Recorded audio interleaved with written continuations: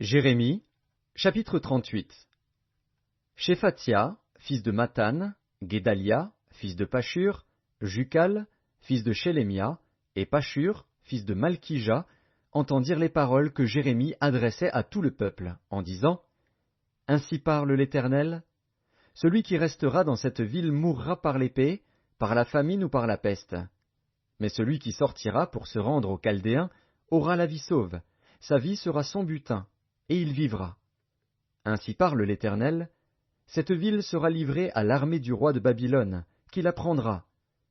Et les chefs dirent au roi, que cet homme soit mis à mort, car il décourage les hommes de guerre qui restent dans cette ville, et tout le peuple, en leur tenant de pareils discours. Cet homme ne cherche pas le bien de ce peuple, il ne veut que son malheur. Le roi Sédécias répondit, Voici, il est entre vos mains, car le roi ne peut rien contre vous. Alors ils prirent Jérémie, et le jetèrent dans la citerne de Malkija, fils du roi, laquelle se trouvait dans la cour de la prison. Ils descendirent Jérémie avec des cordes. Il n'y avait point d'eau dans la citerne, mais il y avait de la boue.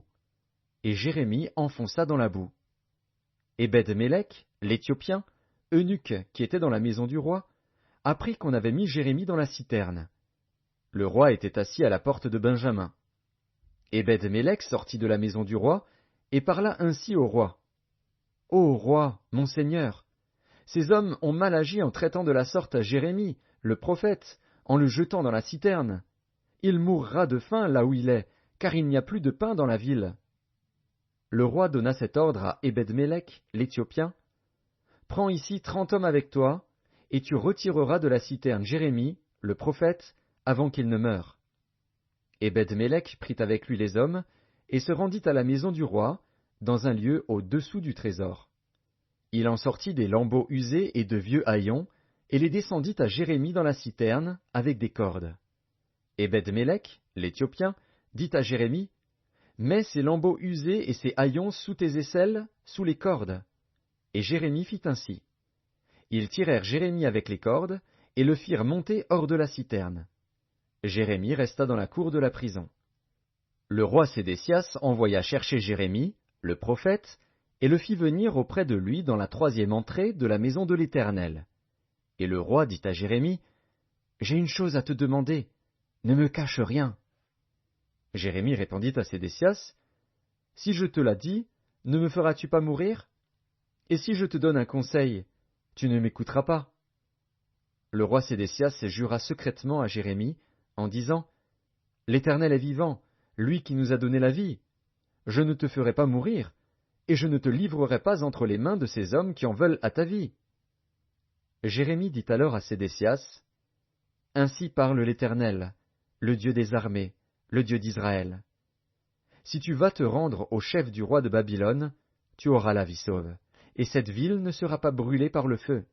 Tu vivras, toi et ta maison. Mais si tu ne te rends pas au chef du roi de Babylone, cette ville sera livrée entre les mains des Chaldéens, qui la brûleront par le feu. Et toi, tu n'échapperas pas à leurs mains. Le roi Sédécias dit à Jérémie, Je crains les Juifs qui ont passé aux Chaldéens. Je crains qu'on ne me livre entre leurs mains, et qu'ils ne m'outragent. Jérémie répondit, On ne te livrera pas. Écoute la voix de l'Éternel dans ce que je te dis. Tu t'en trouveras bien, et tu auras la vie sauve. Mais si tu refuses de sortir, voici ce que l'Éternel m'a révélé. Toutes les femmes qui restent dans la maison du roi de Juda seront menées au chef du roi de Babylone, et elles diront, Tu as été trompé, dominé par ceux qui t'annonçaient la paix, et quand tes pieds sont enfoncés dans la boue, ils se retirent. Toutes tes femmes et tes enfants seront menés aux Chaldéens, et toi, tu n'échapperas pas à leurs mains, tu seras saisi par la main du roi de Babylone, et cette ville sera brûlée par le feu. Sédécias dit à Jérémie, Que personne ne sache rien de ces discours, et tu ne mourras pas. Si les chefs apprennent que je t'ai parlé, et s'ils viennent te dire, Rapporte-nous ce que tu as dit au roi, et ce que le roi t'a dit, ne nous cache rien, et nous ne te ferons pas mourir, tu leur répondras, J'ai supplié le roi de ne pas me renvoyer dans la maison de Jonathan, de peur que je n'y meure. Tous les chefs vinrent auprès de Jérémie et le questionnèrent.